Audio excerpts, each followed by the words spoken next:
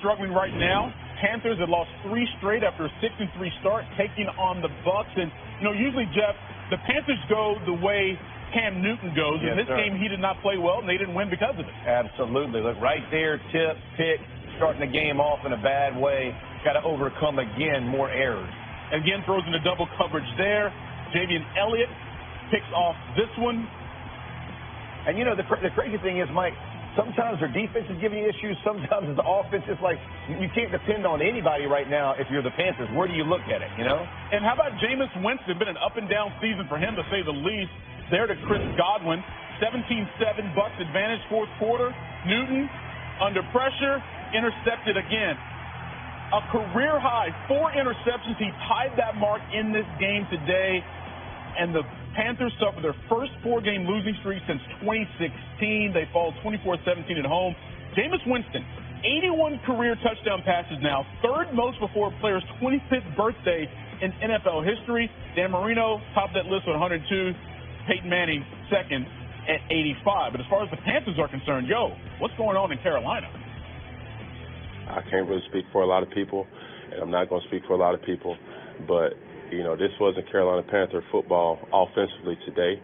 And like I said, I take this one personal because, I know keep running off this field, an embarrassment, really, knowing that, you're leaving because of your mishaps. But, at the end of the day, you learn from it, take this one on the chin, it hurts, and keep moving forward. We just have to find ways to get back in the winning column.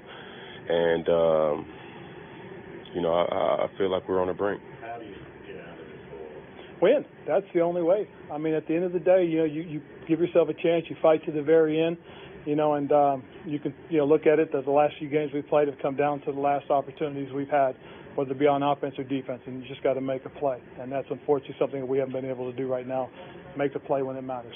Earlier this morning, some reports from CBS Sports came out about David Tepper being frustrated with the last. Now, at the end of the day, unless Mr. Tepper says it, I'm not going to address it, okay? So we can forget about asking me those questions, please. Ron, are you concerned about your job security? I am not going to address that question. Do not ask that question again, please.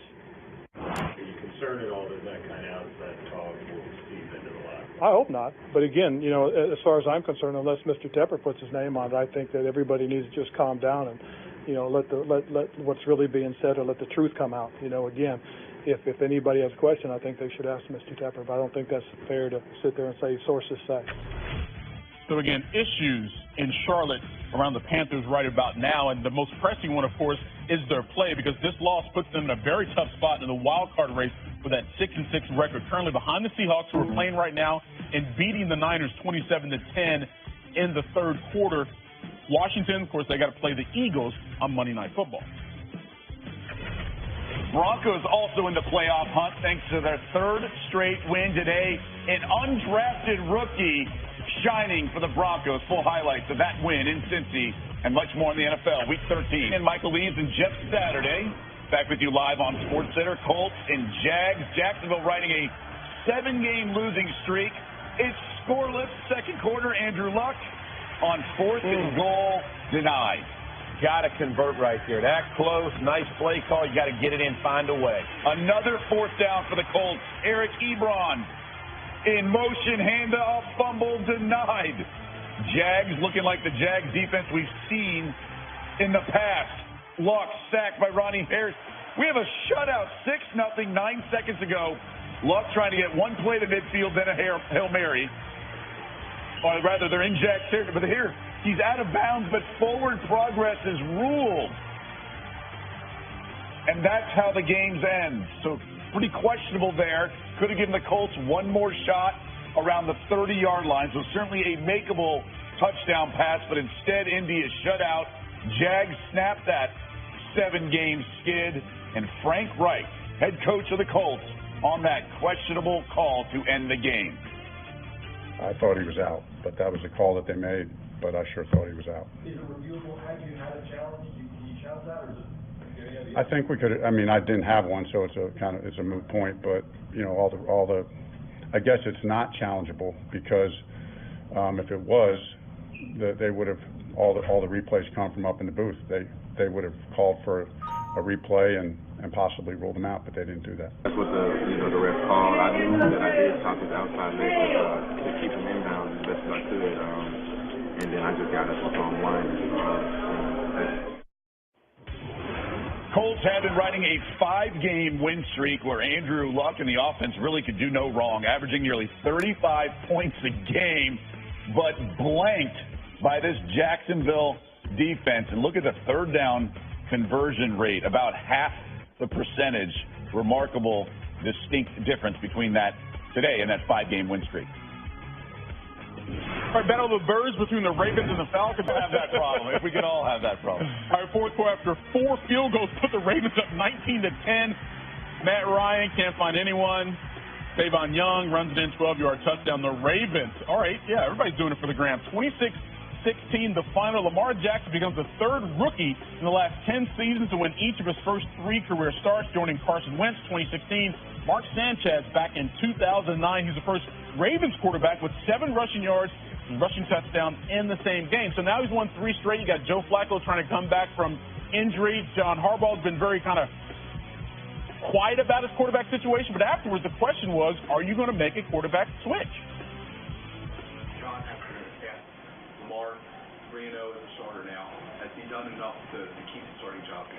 Yeah, that's a great question, and it's a question that still, is yet to be answered. So I think just on the face of it, has he done enough? Has he done enough? Sure. Oh, absolutely. He's done enough. I mean, he's played great. He's 3-0. He's played well.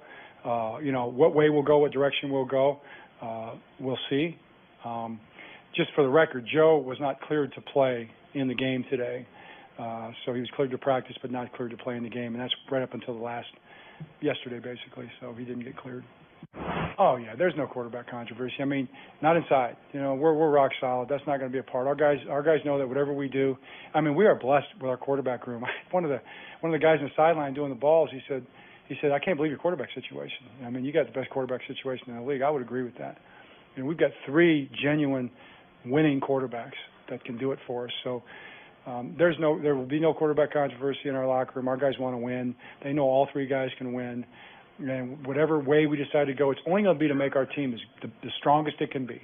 Maybe we play them all 3. Maybe we play one of them. I mean, I don't know. We'll figure it out. But as we said, we'll cross that bridge when we get to it.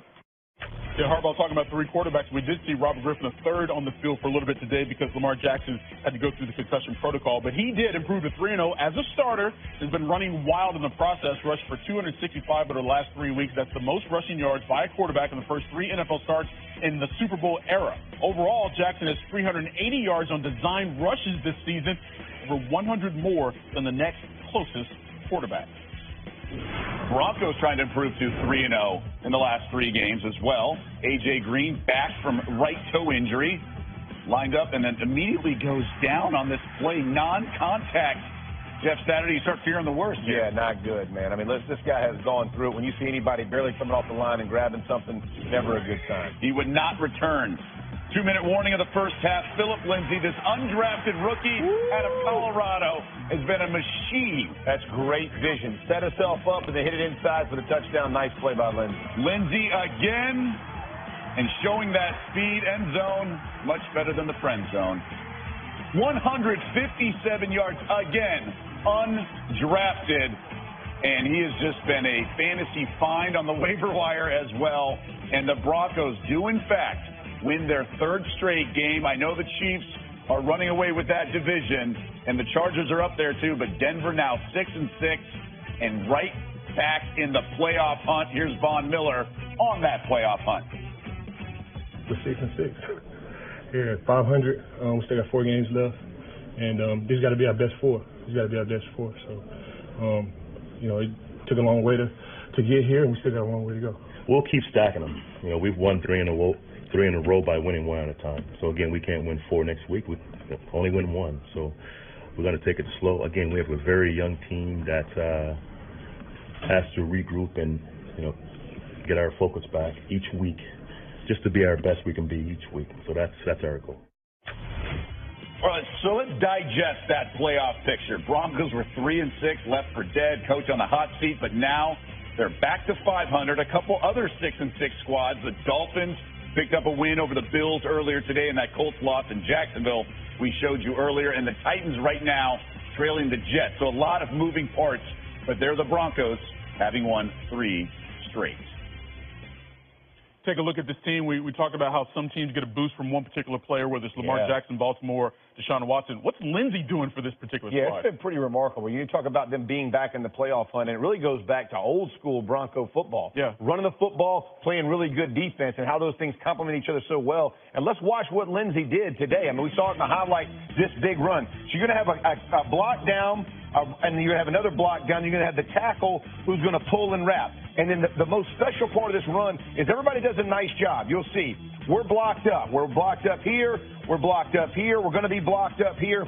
But I want you to watch Lindsey as he gets to the edge. And as an offensive lineman and as a blocker, once you get the running back past the line of scrimmage, if you're hat for hat, you expect him to take this thing to the house. Okay? Now watch this. He's at the 37-yard line when he gets to the line of scrimmage. Look at the acceleration. This dude is running away from everybody. How is he undrafted? It's unbelievable, man. And what you think about as a player is it can happen in any moment. And that's the part that excites everybody. Why you get the little push, why you try to get, and what gets everybody flowing is the ability for a guy like Philip Lindsay to take that thing yard at any time and get the touchdown. Defense gets refreshed, everybody gets energized. When you can do it on the ground, I understand pass plays, but when you can do it on the ground and you watch a guy like this who does it, and the other touchdown, the vision was perfect on that as well. He's really brought some energy to this football team. Yeah, and they've played so much better because of it. Absolutely. And, good for that young man. All right, plenty more to come here on SportsCenter, including a trip to the NBA hardwood. LeBron